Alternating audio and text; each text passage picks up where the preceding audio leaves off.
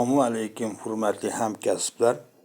Bugun sizlar bilan T1436.3.0 ya'ni o'tkir qirrali astrakanish nakatni nosozligini aniqlab beruvchi shablon haqida gaplashib o'tamiz.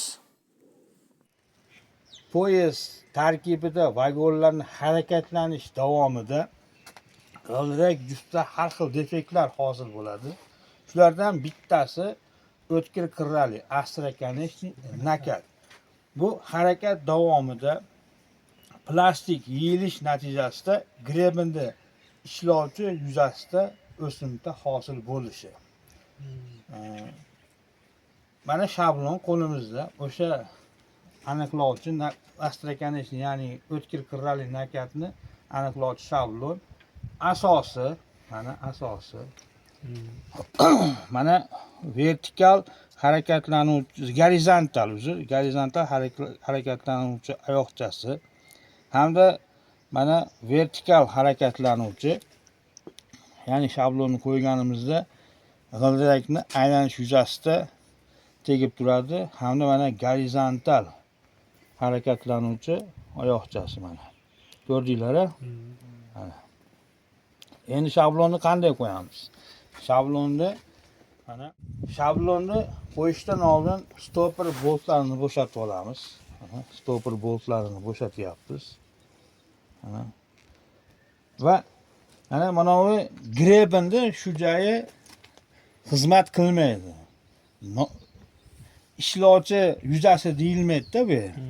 Mana shu yerga naplik bo'lib chiqib qolishi, ya'ni o'simta bo'lib chiqib qolishini mana bu yerda ko'ramiz. Bu yerda naplik bo'lib chiqib qolishi nima bo'ladi? Yaroqsiz hisoblanmaydi. Mana stoperning bolti bo'shatib olgandan keyin grebni cho'qqisidan 2 mm pastga qarab mana qo'ydik shablonni hamda stoper boltini mahkamlab oldik. Hamda mana vertikal oyoqchasini mana g'ildirak juftini aylanish yuzasiga tekkizib olamiz. Mana ko'rdinglar-a? Tekkizib olgandan keyin mana uni ham stoper boltini mahkamlab olamizda hamda mana g'ildirak juftini aylanuvchi yuzasidan pastki tomondan tepaga qarab 13 mm, mana 13 mm ko'rdinglar-a? Qo'yib grebenga tekkizgandan so'ng stoperning plankasini mahkamlab olamizda. Agar tepa cho'qqisidan 2 mm 13 mm dan